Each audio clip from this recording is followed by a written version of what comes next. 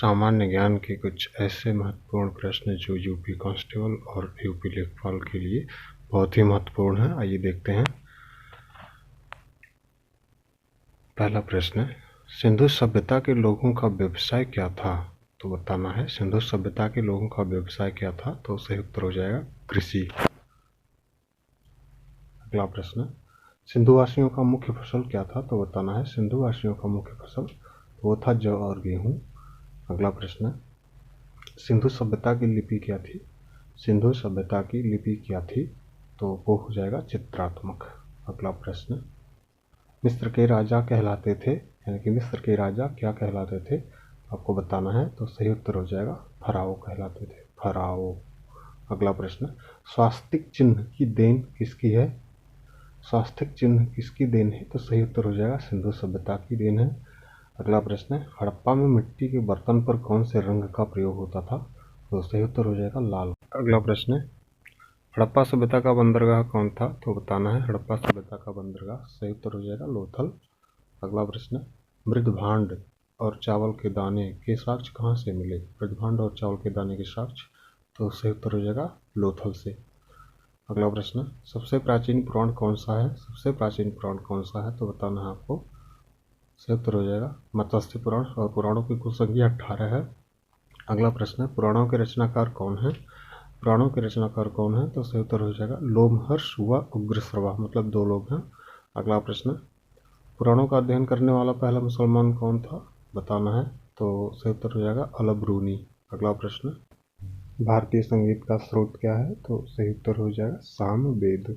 अगला प्रश्न, गायत्री मंत्र के रचनाकार कौन है? गायत्री मंत्र के रचनाकार, तो सही उत्तर हो जाएगा विश्वामित्र। अगला प्रश्न, गोत्र शब्द कहाँ मिलता है? गोत्र शब्द कहाँ मिलता है? तो सही उत्तर हो जाएगा अथर्ववेद में। अगला प्रश्न, भागवत धर्म के प्रवर्तक कौन है? भागवत धर्म के प्रवर्तक कौन है? तो बताना है। सही उत्तर हो जाएगा कृष्ण। अगला प्रश्न, आर्यों के बारे में जानकारी प्राप्त करने का स्रोत क्या है? तो सही उत्तर हो जाएगा ऋग्वेद।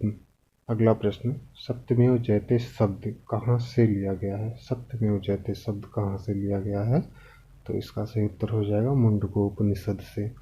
अगला प्रश्न, प्राचीन हिंदू विधि के लेखक कौन हैं? प्राचीन हिंदू विधि के लेखक कौन हैं?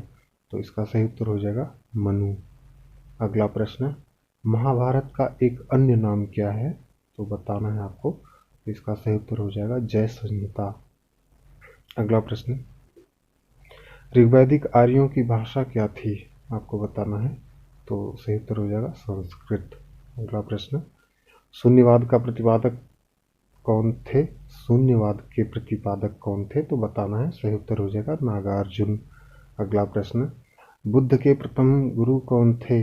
बुद्ध के प्रथम गुरु कौन थे? तो सही उत्तर हो जाएगा अलार कलाम। अगला प्रश्न, बुद्ध ने सर्वाधिक उपदेश कहाँ पर दिए थे? बुद्ध ने सर्वाधिक उपदेश, तो सही उत्तर हो जाएगा श्रावस्ती में। अगला प्रश्न, बुद्ध के पुनर्जन्म पर आधारित कथा का नाम क्या है? तो बताना है। तो सही उत्तर हो जाएगा जातक कथा, जातक कथा। अगला प्रश्न, बौद्ध धर्म का प्रमुख ग्रंथ क्या है? बौद्ध धर्म का प्रमुख ग्रंथ, तो सही उत्तर हो जाएगा पिटक। अगला प्रश्न, जैन तीर्थंकर की जीवनी का उल्लेख किसमें मिलता है? तो सही उत्तर हो जाएगा कल्पसूत्र में। अगला प्रश्न, जैन साहित्य को क्या कहा जाता है? जैन साहित्य को क्या कहा जाता है? तो बताना है। सही उत्तर हो जाएगा आगम कहा जाता है। अगला प्रश्न, मगध राज्य की राजधानी क्या थी? तो सही उत्तर हो जाएगा गिरिब्रज, इसको राजगृह भी कहा जाता है। अगला प्रश्न, 16 महाजनपदों की सूची किसमें मिलती है? तो इसका सही उत्तर हो जाएगा अंगुत्तर निकाय में। अगला प्रश्न है, भारत पर सर्वप्रथम आक्रमण किसने किया था? तो बताना है आपको। सही उत्तर हो जाएगा ईरान ने। अगला प्रश्न, मौर्य वंश के बारे में जानकारी कहाँ से मिलती है? तो बताना है मौर्य वंश के बारे में जानकारी तो विष्णु पुराण से मिलती है। अगला प्रश्न, सुदर्शन झील का निर्माण किसने कराया था? सुदर्शन झील का निर्माण, तो सही उत्तर हो जाएगा चंद्रगुप्त मौर्य ने। अगला प्रश्न, शिलालेख का प्रचलन किसने प्रारंभ किया था? शिलालेख का प्रचलन, तो सही उत्तर हो जाएगा अशोक ने।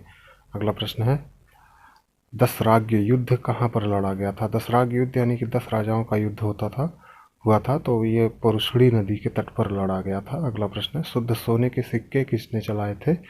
सबसे पहले शुद्ध सोने के सिक्के किसने चलाए थे? तो सही उत्तर हो जाएगा कुषाणों ने। अगला प्रश्न है, सीसा का सिक्का किसने चलाया था?